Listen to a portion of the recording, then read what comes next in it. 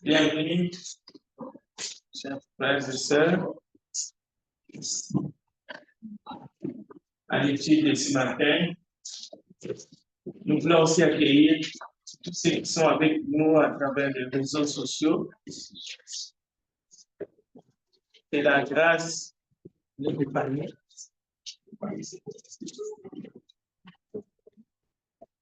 Que la grâce et la paix de notre Seigneur Jésus nous accompagnent tous ce matin.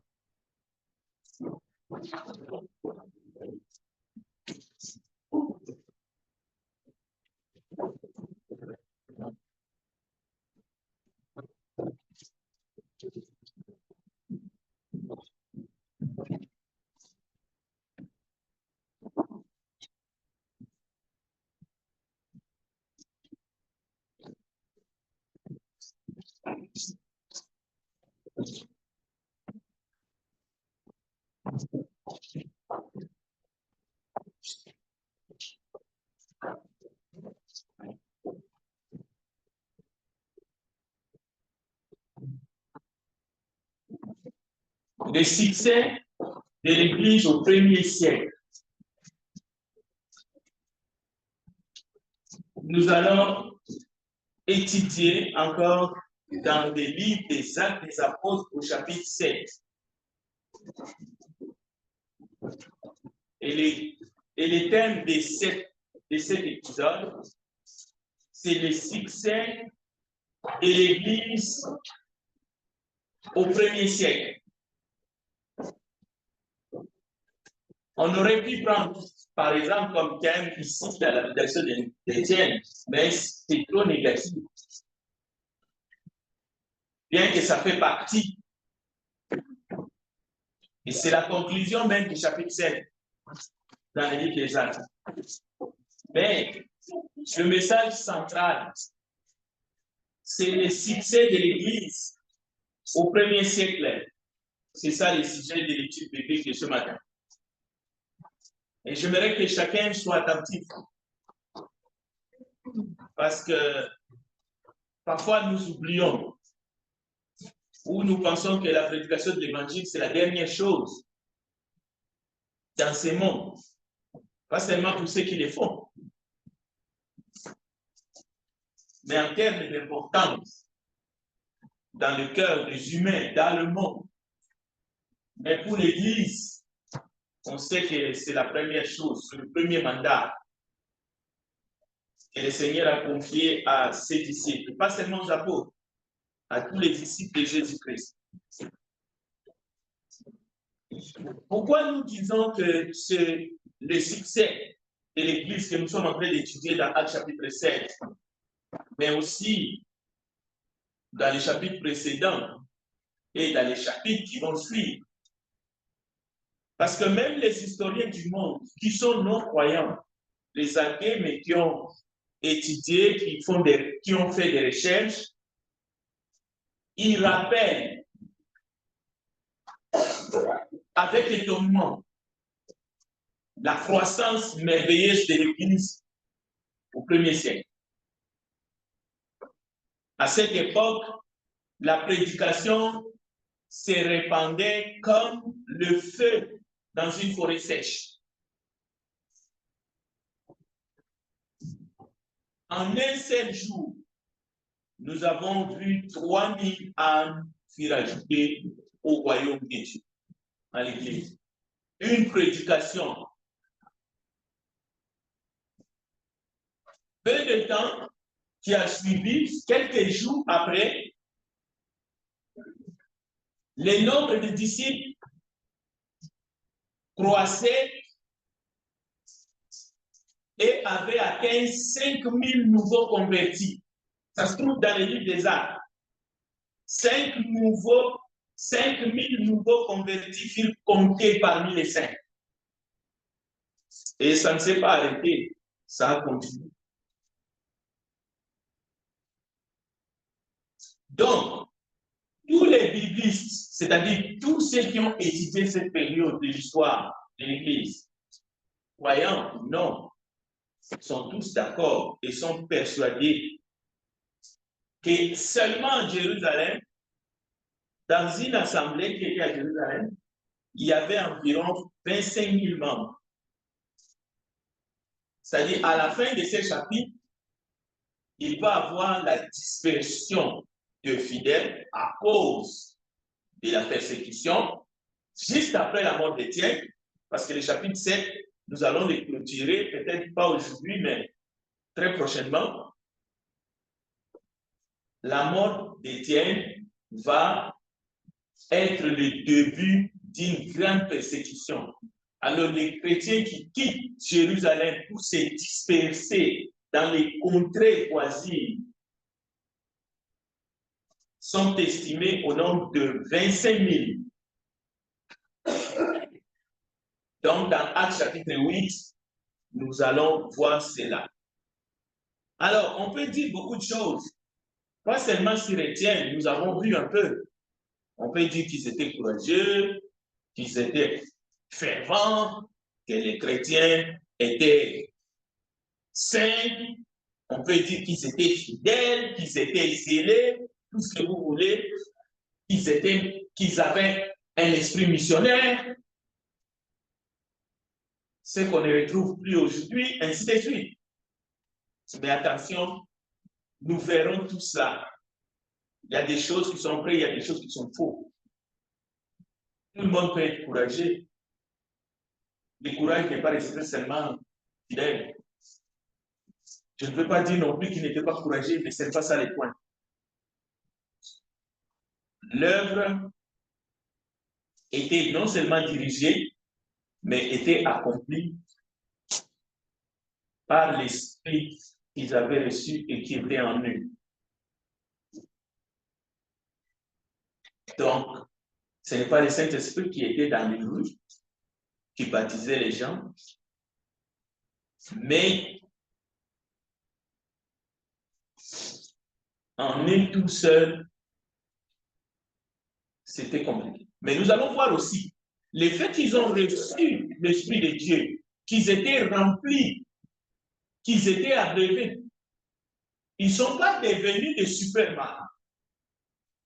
Ne comprenez pas l'esprit comme dans les sectes ou dans l'occultisme, dans le vaudou. Ce n'est pas ça la définition de l'esprit.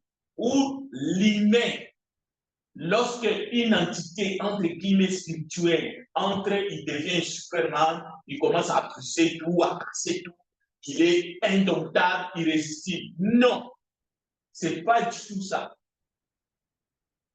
L'esprit, quand il est venu, bien que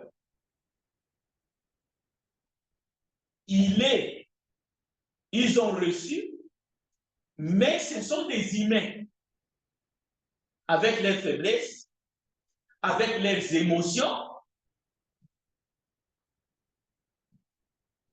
c'est-à-dire qu'ils peuvent avoir faim, ils peuvent ressentir la douleur, ils peuvent percevoir les dangers et les éviter. Ce n'est pas des superman, donc j'ai le Saint-Esprit, je suis comme un camion rempli de marchandises, je vais cogner, je vais faire tout ce que je veux, je ne peux plus me retenir, je dois déborder, dépasser les bornes, ne plus suivre le règle de respect, ainsi de suite. Non, pas du tout. Il plairait quand il fallait plairer, il se cachait quand il fallait se cacher. Et nous verrons que même Jésus lui-même, il sort du temple, il se cache. Si quelqu'un a été rempli sans mesure, c'est lui. Mais nous allons voir le Seigneur, le Christ,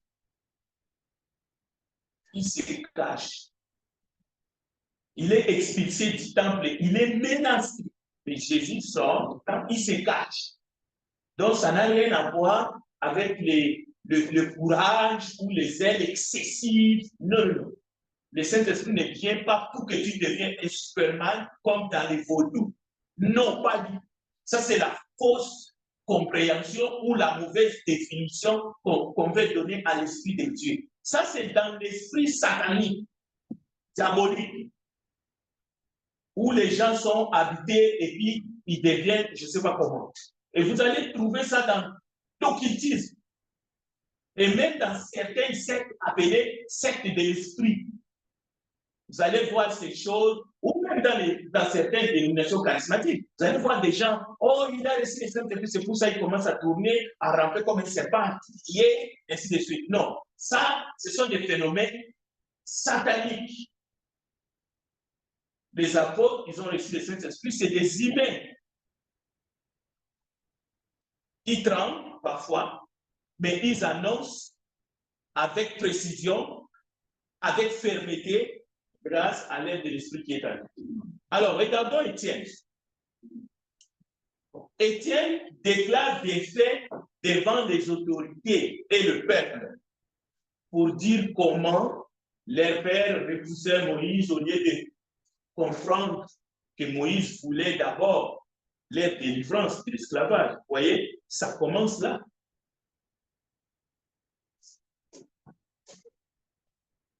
Mais plus tard,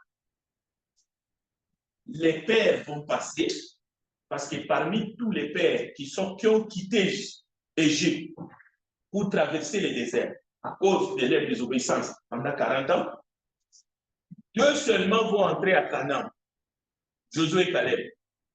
Tous les autres vont rester dans le désert. Leur tombe dans le désert. Pourquoi? Ils ont désobéi. C'est seulement leurs descendants, les enfants qui sont nés dans le désert, qui vont entrer avec Josué et Caleb à Canaan. Alors, la descendance qui va être là au moment où Étienne prêche au temps de Jésus-Christ au 1er siècle, ils vont récidiver avec les mêmes comportements cette fois-ci contre Étienne, comme nous sommes en train d'étudier, mais aussi contre Jésus. Ils ont d'abord récidivé contre Jésus. Étienne va subir seulement ce que son maître a subi. Comme il est dit, le serviteur n'est pas plus grand que son maître. Alors, nous allons remonter encore, ça fait partie de notre révision, l'intervention de Moïse dans un différend, comme nous avions vu, entre un Israélite et un Égyptien. Ça, c'était acceptable pour eux. Mais lorsque Moïse va intervenir, parce que l'un est en train de maltraiter son propre frère, là, il rejette Moïse. Il dit, tu n'es ni chien et tu ne peux pas nous. Mais ça aurait pu se limiter là, entre les 2 Israélites et Moïse. Non, non, non. Il va avoir trahison. Cela veut dire, ils vont trahir Moïse. C'est-à-dire, ils vont sortir les faits que Moïse avait tué un Égyptien. Et ça, la vie de Moïse est en danger. C'est pour cela que Moïse va fuir. Et il va rester 40 ans en Madian. Mais rappelons ici des faits, comme Daniel chapitre 9, verset 6. J'ai lu le texte. Nous avons, ça c'est la prière de Daniel. C'est pour que nous puissions comprendre bien l'histoire. Daniel prie, écoutez bien la prière de Daniel. Nous n'avons pas écouté tes serviteurs, les prophètes qui ont parlé en ton nom, à nos rois, à nos chefs, à nos pères et à tout le peuple du pays. Donc vous voyez, c'est la prière de Daniel englobe tout. C'est pour cela que j'ai donné l'explication à ce qui concerne le péché, la désobéissance. C'est tous, vous voyez. Donc Daniel, sa prière est juste. Et même lui-même, Daniel s'est mis dedans. C'est la meilleure manière de prier. Et nous pouvons prier aussi comme ça. Il ne faut pas toujours chercher à dire non, les autres n'ont rien fait, c'est seulement quelques-uns qui ont fait. Non, ça ne fonctionne pas. Jérémie 35, verset 15. Écoutez, je vous ai envoyé tous mes serviteurs. Le message est adressé à Israël. Je vous ai envoyé tous mes serviteurs, les prophètes, je les ai envoyés dès le matin pour vous dire. Vous voyez le message? Ce n'est pas pour venir les condamner, non. Je vous ai envoyé mes serviteurs depuis le matin pour vous dire, revenez chacun de votre mauvaise voie. Amendez vos actions. N'allez pas auprès d'autres dieux pour les servir. Et vous resterez dans les pays que j'ai donnés à vous et à vos pères. Mais la suite est intéressante. Mais vous n'avez pas prêté l'oreille. Vous ne m'avez pas écouté. Ça, c'est l'Éternel qui parle dans la bouche de son serviteur. C'est pour montrer qu'Étienne ne fait rien de mal. Étienne ne ment pas. Parce que nous avons des témoignages ici. Daniel et Jérémie disent la même chose. Donc, Étienne est en train de dire la vérité aux Juifs qui sont devant lui, aux chefs des Juifs qui sont devant lui et aux souverains qui sont devant lui. Matthieu chapitre 23, 37, c'est Jésus maintenant qui parle aussi. Jérusalem, Jérusalem, qui tue les prophètes et qui lapide ceux qui te sont envoyés. Combien de fois ai-je voulu rassembler tes enfants comme une poule rassemble ses poussins sous ses ailes? Et vous ne l'avez pas voulu.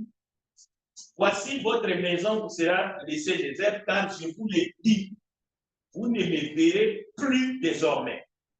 Jusqu'à ce que vous disiez, béni soit celui qui vient au nom du Seigneur. Donc, malgré, Jésus l'a dit en face, la vérité. Mais il récidive.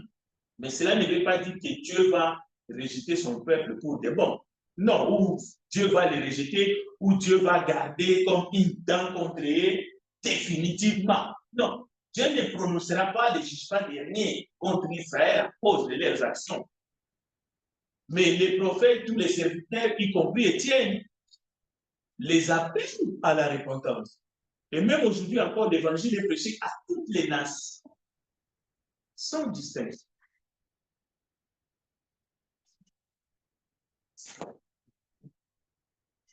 Donc, nous allons voir l'ingratitude du peuple pour que nous ne puissions pas suivre leur exemple. C'est le but de l'histoire d'Ambi. 1 Corinthiens chapitre 6, 1 Corinthiens chapitre 10. Ces choses sont écrites pour nous servir d'exemple. Nous ne sommes pas contre le peuple juif. Non, loin de là. Ce n'est pas le but des Écritures. Nous étudions la parole pour comprendre et ne pas tomber, ne pas suivre le mauvais exemple. Mais chercher toujours à faire la volonté de Dieu pour ne pas tomber comme eux et pour ne pas être condamné. Moïse s'identifiait au peuple souffrant d'Égypte. Il a laissé le palais, ainsi de suite.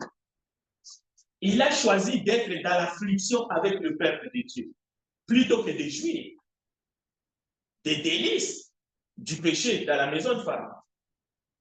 Mais malgré ça, le peuple va les rejeter. Le peuple va être ingrat. Et nous allons voir, c'est plus que l'ingratitude. C'est l'hypocrisie même. Et Dieu nous enseigne de ne pas faire cela. Même à l'égard de nos autorités politiques. Quelqu'un qui a servi le pays pendant 10 ans, maintenant, il n'est plus au service, il démissionne parce que quelqu'un d'autre va venir, mais on les traite comme un torchon. On parle mal de lui, de sa famille, on n'est pas reconnaissant. C'est un comportement qui ressemble à ce que Moïse a cité. Mais ça peut être aussi dans la famille. On n'est jamais reconnaissant. On ne veut pas reconnaître le travail des autres. Non. On veut au contraire les écraser, montrer qu'ils sont minables et bons à rien. C'est un esprit qui ressemble à ce que nous voyons ici, à l'égard de Moïse, à l'égard d'Étienne, à l'égard de Jésus. Même si Étienne et Moïse pouvaient avoir des insuffisances dans leur vie, mais on ne peut pas dire autant pour Jésus. Mais ils n'ont pas mérité les traitements qu'ils ont reçus de leurs propres frères. Non. Alors cet esprit-là est diabolique. Il faut que chacun s'examine. Alors, Moïse, un ange de l'Éternel, lui a apparu au désert de Sinaï dans la montagne de Dieu. Vous savez, le buisson entend. Mais, d'abord, écoutons la voix de l'Éternel à Moïse. Moi, je suis le Dieu de tes pères, le Dieu d'Abraham, d'Isaac et de Jacob. Et Moïse, devenu tout tremblant, n'osait regarder. Donc, Moïse, ce n'est pas rien. Il est choisi, mais devant cette expérience du buisson ardent, il tremble. C'est pour cela que je me dis, on reste humain. On n'est pas dans les vaudous. On n'est pas dans les sciences occultes. On ne se croit pas Superman. Non, non, non. Ce n'est plus l'Esprit de Dieu. Comme ceux qui disent, on va sortir de notre corps. Voyage astral. Ça, c'est diabolique. Alors, Moïse, tout tremblant, n'osa regarder. Et ça, c'est le verset 31 à 38. En Exode, chapitre 3, verset 1, l'Éternel établit Moïse comme chef et juge. Rappelez-vous du compatriote de Moïse qui maltraitait son propre frère. Dieu parle dans la bouche même que on ne peut pas dire que cet homme-là était spirituel, même s'il faisait partie du peuple élu de Dieu. C'est lui qui a dit à Moïse qu'il a établi chef et juge sur lui. C'est le diable qui parlait à lui. Mais ce qu'il disait, on peut les classer dans le domaine des prophéties. Parce que ce n'était pas encore arrivé. Dieu se sert de cette personne méchante qui tape son frère, qui veut tuer son propre frère. Dieu se sert de lui pour dire ce que lui, Dieu va accomplir dans les années 40 ans plus tard. Alors ici, dans Exode 3, Dieu établit exactement comme c'était sorti dans la bouche de cet hébreu, Moïse comme étant chef et juge, le libérateur du peuple. Bien sûr, le peuple va résister, mais finalement, en voyant les oracles de Dieu dans les mains de Moïse et Aaron, le peuple va finir par suivre Moïse jusque dans le désert. On a vu ça. Et même devant la mer Rouge, ils seront encore étonnés, épatés. Il y a des gens qui suivent, même Pierre au début a suivi Jésus parce qu'il avait des attentes qui n'étaient que ses préoccupations. Il avait un esprit mégalomane. C'est pour cela qu'il suivait Jésus pour ses propres intérêts, Pierre. Mais finalement, Jésus va lui dire, quand tu seras converti, mature, tu vas aider les autres. Parce que Jésus va lui dire une fois, arrière de moi, Satan. Tes pensées ne sont pas les pensées de Dieu. Lui, il voulait se battre. Il voulait en finir avec les soldats romains. Il a coupé l'oreille d'un serviteur. Vous souvenez serviteur, Pierre. Alors, peut-être que vous suivez Jésus à cause de ce qu'il a dit qu'il va faire. Ou vous êtes comme Pierre. Vous êtes comme au début. Pierre s'est converti par la suite. Donc, les peuples sont d'accord avec Moïse pour quitter l'Égypte. Ils voient la mer se fondre en deux. Ils ont traversé la mer Rouge à pied sec. Et là, ils sont d'accord. Ils mangent, ils boivent. L'eau sortie du rocher. Donc là, jusque-là, ça va. Mais même ça, ça ne les suffira pas. Ça ne va pas les suffire. Ils vont dire, ces Moïse-là, on va les balayer. Nous ne savons pas qu'est-ce qu'il est devenu. Il est allé à la montagne. C'est ce qui va arriver. Donc, dans l'Épistonie, l'Épître aux Galates, chapitre 3, verset 19, Jésus allait chercher de renseignements pour nous aider à comprendre le texte de Actes, chapitre 7. Le rôle de la loi par rapport à la promesse. D'abord, Paul écrit aux Galates qui sont des chrétiens d'origine juive. Écoutez, la loi que Moïse a reçue entre les mains de l'ange qui lui est apparu dans la montagne de Sinaï, c'est ça que ça veut dire promulgué par les anges. Les anges ont été des intermédiaires entre le Père, le Dieu, Esprit, que personne ne peut voir. Jésus a dit, nul ne peut voir, nul n'a vu le Père, sinon c'est une guérison. de Moïse était en relation avec des anges de l'Éternel que Dieu a envoyé.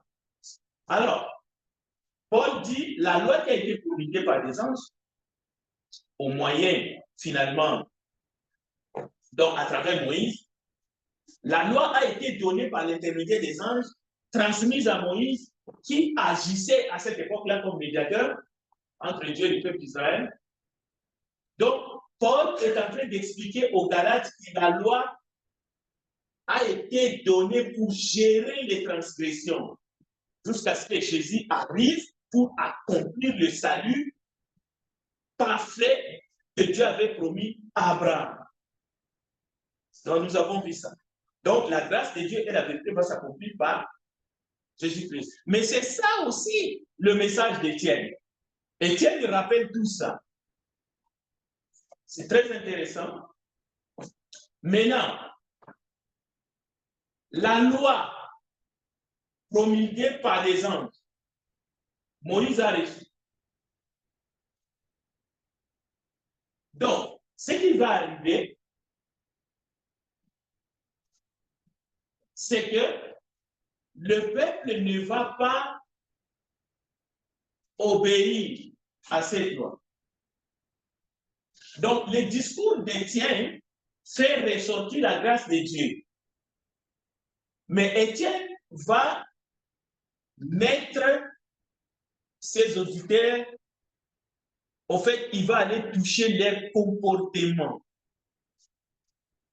Il va leur dire, vos pères, comme vous résistez toujours au Saint-Esprit.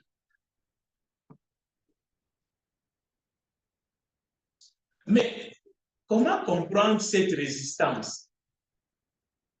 Ce n'est pas une résistance innocente comme ça. Non, toi, on ne t'accepte pas. Comme souvent les gens disent, non, c'est toi qu'on rejette, mais pas la parole. C'est qu'il faut. Tu ne peux pas rejeter un serviteur, un homme de Dieu, et prétendre que tu acceptes la parole. C'est ça l'exemple que nous avons dit. Tu ne peux pas dire qu'on ne veut pas Moïse, mais on veut les 10 commandements. Ça ne fonctionne pas. Tu ne peux pas dire que non, nous croyons à Abraham, nous croyons à Dieu qui est au ciel, mais toi, Jésus, on ne veut pas. Il vaut mieux que tu meurs. Ça ne fonctionne pas. Parce que Dieu ne laisse pas ses serviteurs. Ou la personne est envoyée, ou la personne est avec Dieu, ou il n'est pas avec Dieu. Donc, la raison pourquoi ils résistaient à l'esprit, comme leur père, c'est parce qu'ils persistaient dans l'idolâtrie, dans l'hypocrisie, dans la traîtrise. Et quand on parle de la trahison, comme Moïse a été trahi à cause de il a tué un Égyptien, ils vont trahir et livrer le Fils de Dieu. Vous voyez? Donc, ils ne résistent pas. Ils sont dans l'idolâtrie.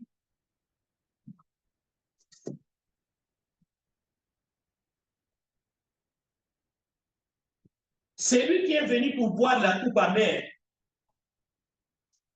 ils vont le rejeter. Parce que c'est lui le sauveur du monde, Jésus-Christ. Il a dit, non pas ma volonté, ta volonté, mais il va finir par les boire. Pour nous libérer.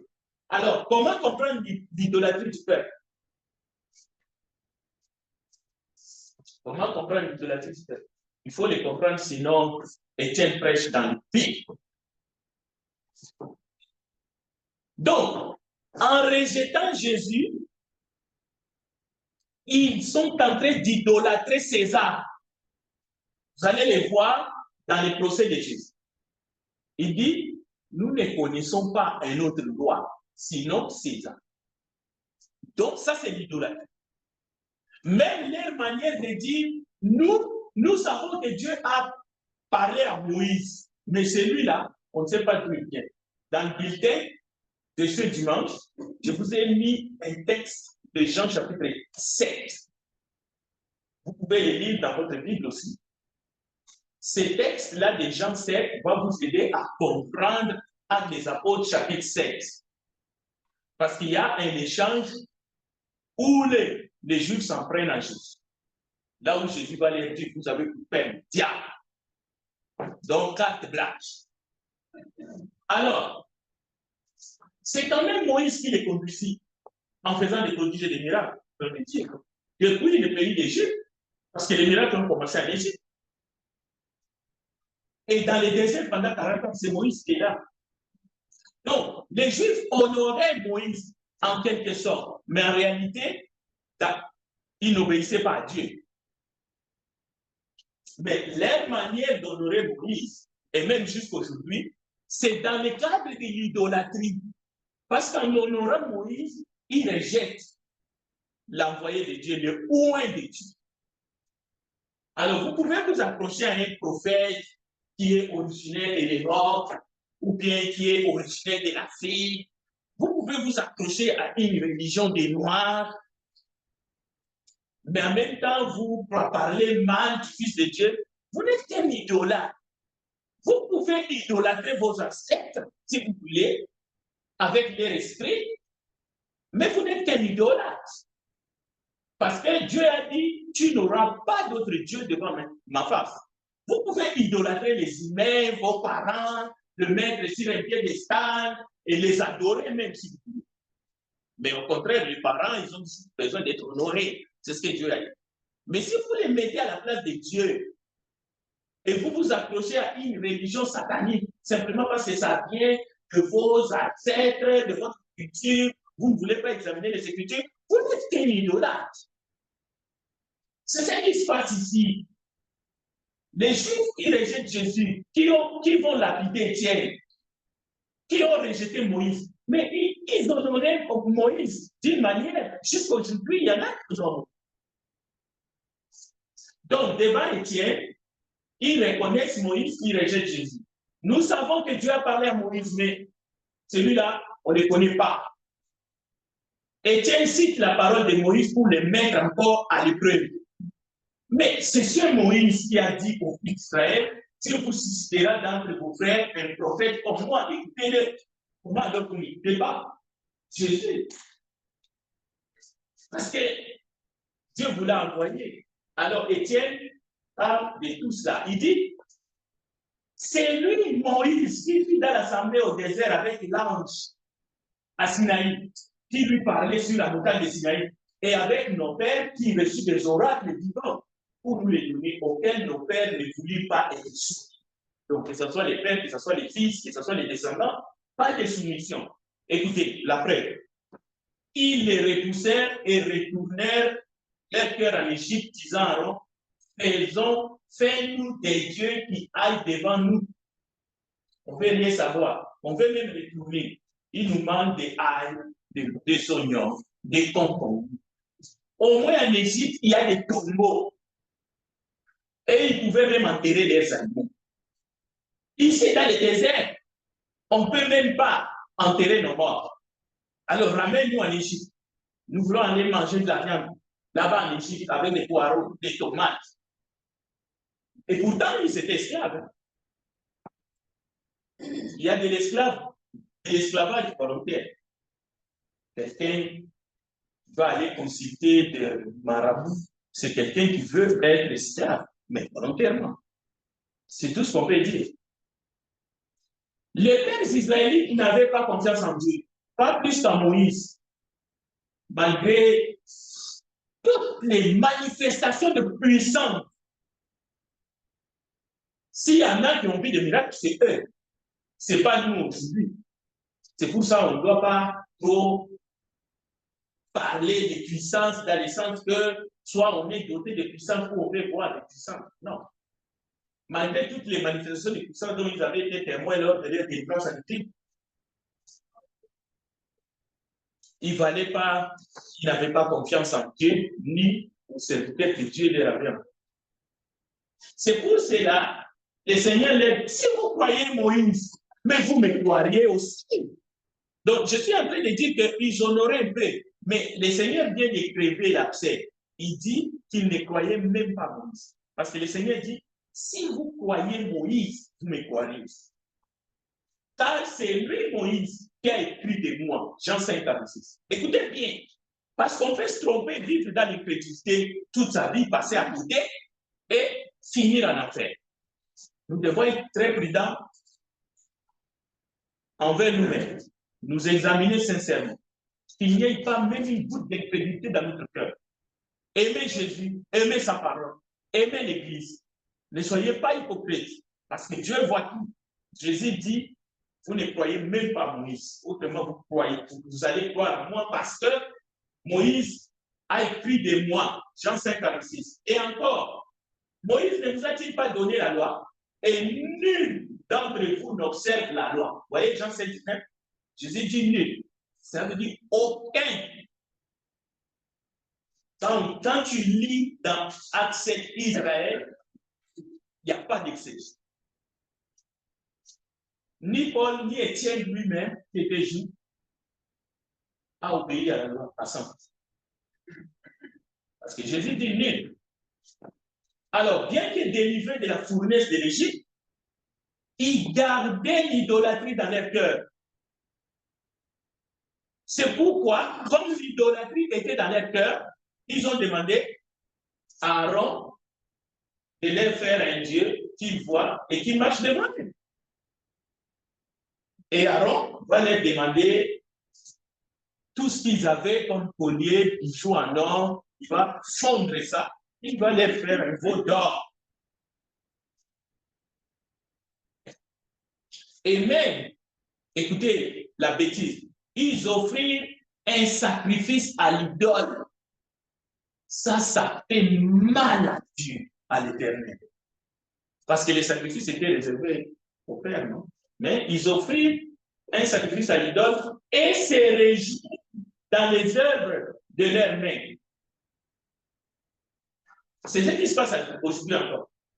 Donc, le péché pousse l'homme à remplacer Dieu par l'œuvre de ses propres mains. On peut remplacer Dieu par soi-même, croire que on est serviteur de Dieu, on fait des grandes choses pour Dieu, c'est grâce à moi, si moi je ne suis pas là, le travail de Dieu va tomber, ainsi de suite. C'est de l'idolâtrie. Le Dieu Tout-Puissant, le créateur de l'univers, le remplacer par l'œuvre de tes mains ou par tes propres œuvres, c'est de l'idolâtrie.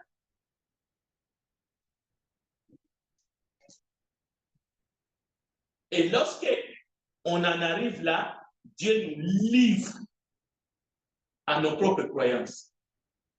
Ce n'est pas que Dieu prend plaisir à envoyer un esprit de gardement aux gens.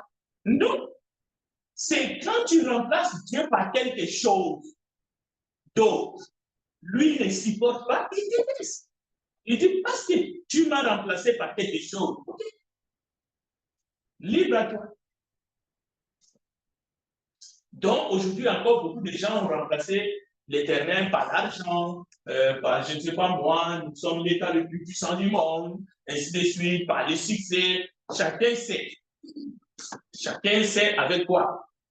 Ou par les autorités du monde. Quand on croit à l'erreur plutôt qu'à la parole de Dieu, lorsqu'on ne reçoit pas l'amour de la vérité pour être sauvé, à cause de cela, c'est une conséquence, Dieu leur envoie un esprit d'égarement, une énergie d'erreur pour une formation. Romains chapitre 1, verset 21. C'est ça le tout. Donc, Étienne prêche que les Israélites avaient préféré une idole au Dieu qui les avait délivrés. Le peuple d'Israël s'adonna à l'idolâtrie tout au long de leur histoire.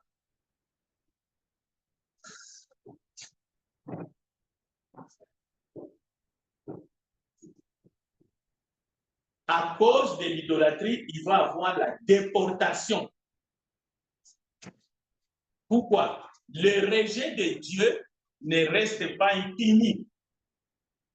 Le rejet de Dieu, le rejet du Fils de Dieu Pilate, veux-tu que je relâche votre roi? Ils disent non. Nous aimons César. Nous ne voulons pas. Et même, ils vont dire, les principaux sacrificateurs vont dire, si tu le relâches, tu n'es pas ami de César. Quiconque se fait roi se déclare contre César. L'idolâtrie, ils ont adoré César. Parce que César était Dieu. Jésus est venu, il s'est présenté comme fils de Dieu. Mais César était connu à cette époque-là par son nom. Et pas seulement César, tous les empereurs, ils se sont proclamés de Dieu. Mais voilà les chefs, les principaux sacrificateurs. Nous n'avons de roi que César. Donc ça, c'est dans le cadre d'idolâtrie. Ne prenez pas ça comme des paroles. Ils ont préféré un homme, un pécheur, que Jésus. On va s'arrêter ici. Je vais laisser quelques 5 minutes qui restent pour prendre des questions. Je ne peux pas aller plus loin. Et à 10, je prends juste les questions, mais des questions pour bien préparer s'il y en a. Oui, frère. Si vous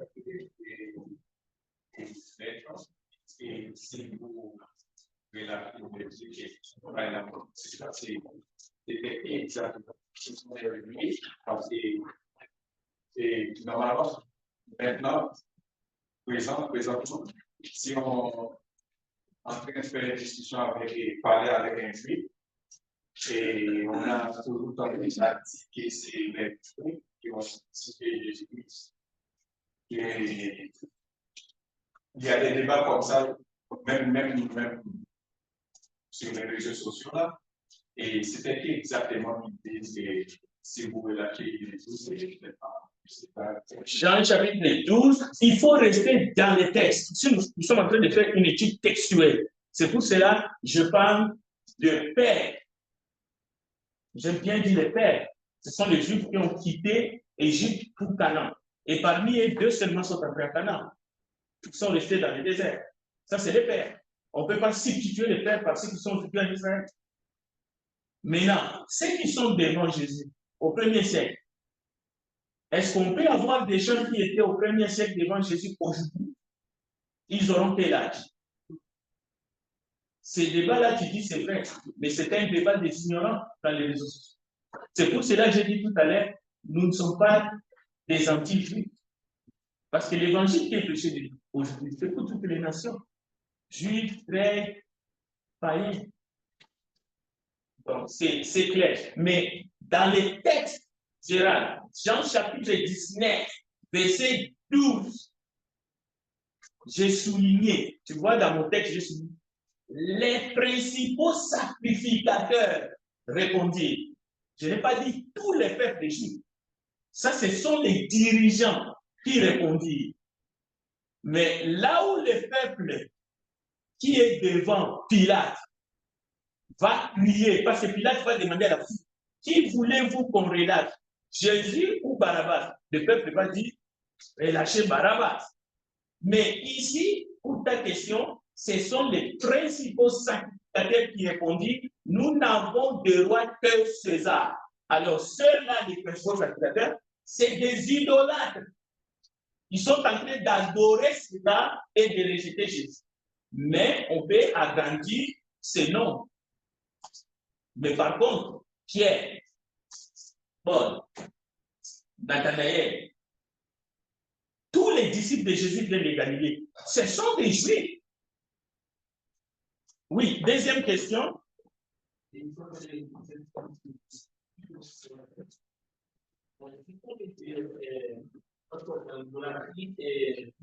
L'orgueil. Quelles sont les mouvements spirituels dans l'Église? L'idolâtrie et l'orgueil. Non, l'idolâtrie et l'orgueil ne sont pas des synonymes, mais ce sont des péchés. Ce sont des œuvres de la chair, mais qui se complètent. Mais ce n'est pas des synonymes. L'orgueil, c'est quelqu'un qui est gonflé, qui a la grosse tête. qui croit qu'il est ce qu'il n'est pas, et qui voit les autres en dessous de lui. L'orgueil, c'est un péché qui a commencé au ciel. C'est vraiment parmi les péchés capitaux, comme on dit. Mais l'idolâtrie a plusieurs sens. Il y a l'idolâtrie lorsque on remplace Dieu par quelqu'un. Comme aujourd'hui, il y a des gens qui ont l'air vedettes, ainsi de suite, qui les adorent. Et puis, l'idolâtrie, ça peut aussi remplacer quelque chose. Mais l'idolâtrie va plus loin. Il y a plusieurs types et formes d'idolâtrie dans la parole de Dieu. Je ne peux pas l'expliquer. Il est mon 10. Je dois terminer par une. C'est clair. Mais mercredi, sachez-le, nous avons du temps pour les questions aussi. Remercions Dieu. Nous te remercions, grand Dieu des cieux, toi qui nous accompagnes et veux que nous puissions te connaître et t'adorer en esprit et en vérité, nous soumettre à ta volonté. Aide-nous à ne pas suivre le mauvais exemple de ceux-là qui n'ont pas voulu se soumettre à ta volonté et nous avons vu leur fin. Et cela nous est dit clairement dans ta parole, dans 1 Corinthiens chapitre 6, 1 Corinthiens chapitre 8. Pardonne-nous nos péchés, parce qu'il nous arrive aussi de broncher, de résister à l'esprit qui nous parle et de rejeter les serviteurs de Dieu que tu nous envoies. Et nous te demandons encore ce matin de nous accompagner pendant ce culte d'adoration que nous allons t'offrir. Seigneur, que ta main touche chacun ici, dans cet auditoire, et tous ceux qui nous suivent, aussi loin qu'ils soient. Bénis-les, attire tous les âmes vers la croix de notre Seigneur Jésus-Christ. Nous te le demandons, Père, au nom de notre Sauveur et Seigneur Jésus-Christ. Amen.